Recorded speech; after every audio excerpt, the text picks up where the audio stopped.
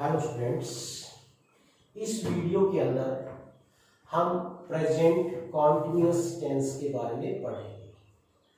Present continuous tense की structure क्या होती है। मैंने सभी टेंसेस की हेल्पिंग वर्ब इनके बारे में पहले ही आपको बड़े ही डिटेल में बता दिया है, टेबल से समझा दिया है। तो हम सेंटेंस स्ट्रक्चर में अब देखते हैं सेंटेंसेस भाई अफर्मेटिव सेंटेंसेस में क्या होती है, नेगेटिव में क्या होती है, इंटरोगेटिव में क्या होती है। मैं अलग अलग पहले सेंटेंसेस लिख रहा हूं, जैसे he is going to school. He is going to school. तो इसके ये सेंटेंस कैसा है? अफर्मेटिव। कैसा सेंटेंस है? अफर्मेटिव। ये क्या है? सब्जेक्ट है। ये हेल्पिंग वर्ब है। ये क्या है? वर्ब है। और वर्ब की फर्स्ट फॉर्म के साथ क्या है? आईएनजी। और ये क्या है? कंप्लीमेंट्री। क्या है? कंप्लीमेंट्री। यहां पर कंप्लीमेंट्री भी हो सकता है, ऑब्जेक्ट भी हो सकता है और कुछ भी ना हो।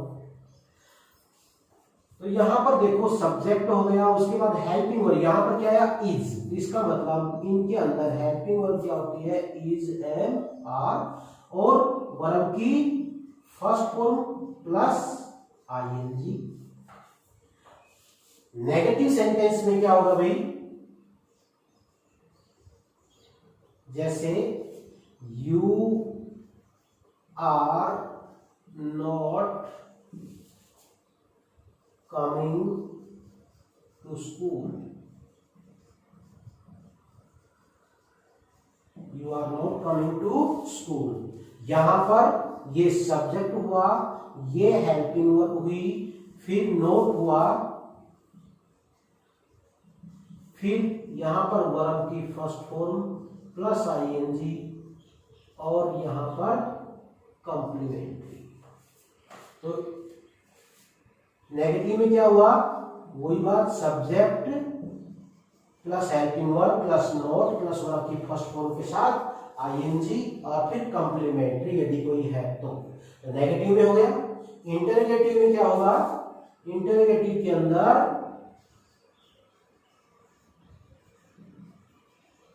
क्या होता है? शुरू में हेल्पिंग वर्ब, जैसे are you going to school. Are you going to school.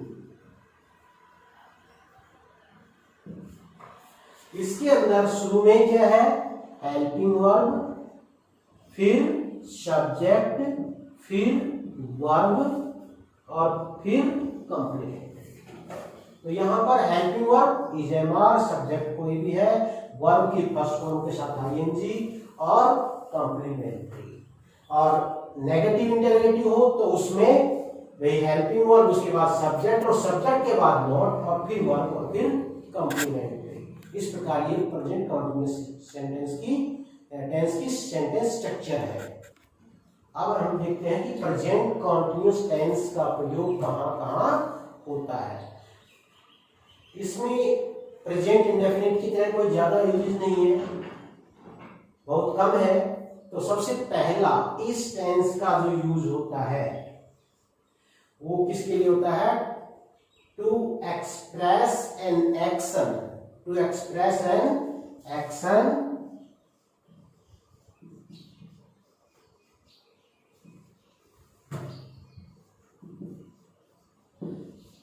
that is happening at the time of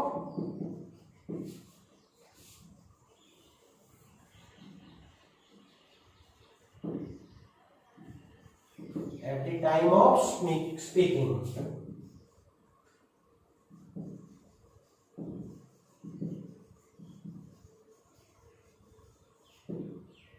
क्या है? ऐसे कार्य को व्यक्त करने के लिए जो बोलते समय चल रहा हो। और या हम ये भी कह सकते हैं to talk about a temporary action. Temporary action जो है अस्थायी कार्य को जारी रहना दर्शाने के लिए हम प्रेजेंट कंटीन्यूअस टेंस का प्रयोग करते हैं।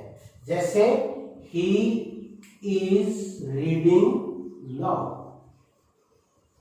He is reading now. वह अब पढ़ रहा है। तो यहां पर कार्य है जो बोलने के समय चल रहा है। और कैसा एक्शन है? Temporary action. टेम्पोरेरी एक्शन को जारी रहने के दर्शाने के लिए, टेम्पोरेरी एक्शन के लिए हम प्रेजेंट कॉन्टिन्यूअस टेंस का प्रयोग करते हैं। इसके बाद नंबर 2,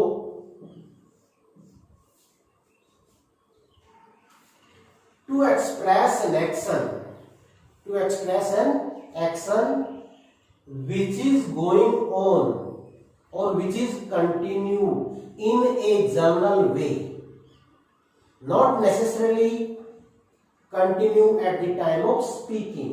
कि ऐसे कार्य को व्यक्त करने के लिए किया जाता है जो सामान्य तौर पर चल रहा हो। To express an action that is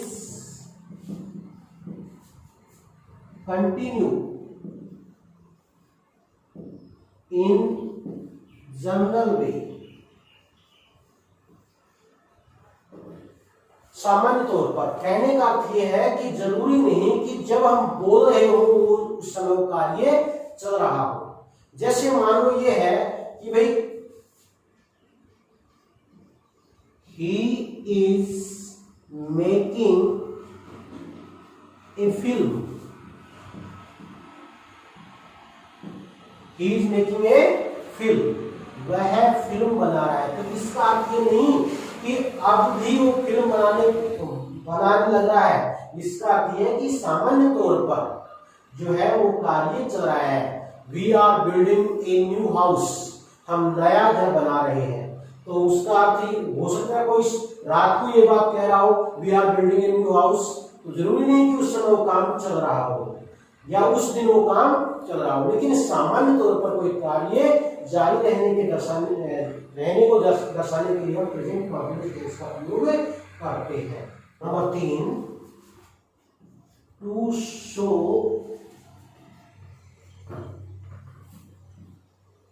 planned future.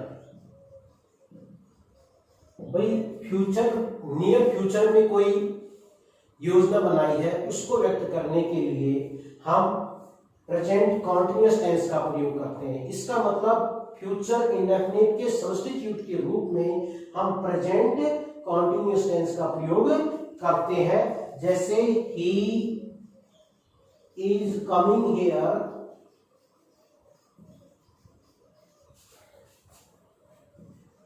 next month। he is coming here next month। वह अगले महीने यहां आ रहा है। यानी कि प्लान है, फिक्स है कि नियर फ्यूचर को व्यक्त करने के लिए हम किसका प्रयोग करते हैं? प्रेजेंट कॉन्टिन्यूअस टेंस का प्रयोग करते हैं। Number 4, to express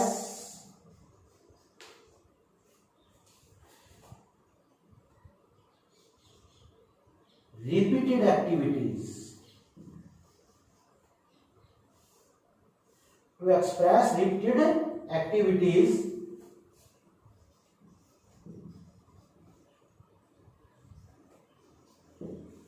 that find someone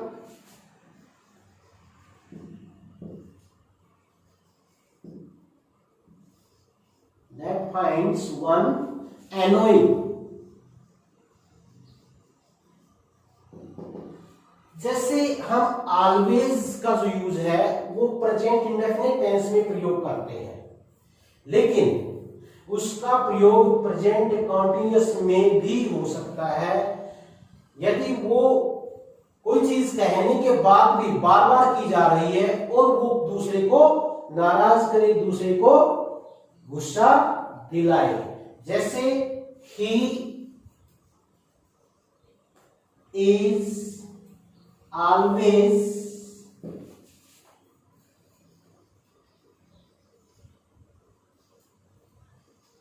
doing silly mistakes.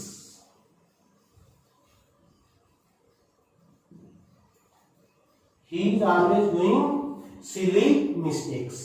यहां पर भाई प्रेजेंट में होता तो he always does silly mistakes, लेकिन यहां पर क्या है कि कहने के बावजूद बार बार कोई गलतियां कर रहा है, यानी कि दैट इज एनोइंग, ये गुस्सा दिलाने वाली है, इसलिए इस सेंस में यहां पर हम प्रेजेंट कॉन्टिन्यूअस टेंस का प्रयोग करते हैं।